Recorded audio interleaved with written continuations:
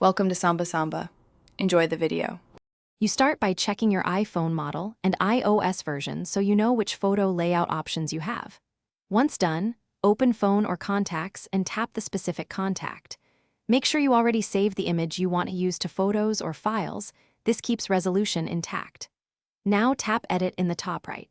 This first step places you in the contact editor where you can add or replace the photo. Do that now so you're ready for precise positioning next. Next, tap Add Photo or Edit, then choose Photo and select the image.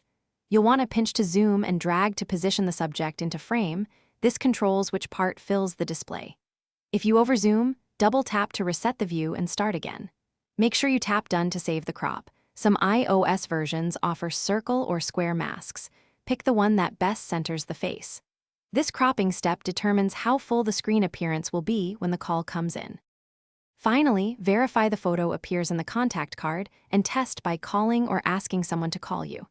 If the image isn't full screen, it's usually a resolution or mask issue. Remove the circle mask or re-add a higher resolution photo so iOS can use the full display. Make sure to save edits, then quit the phone app. If the change still doesn't show, reboot the iPhone to refresh cached UI assets. One tip: if cropping seems limited, pick an image with more. Thanks for watching. Consider subscribing if we helped you.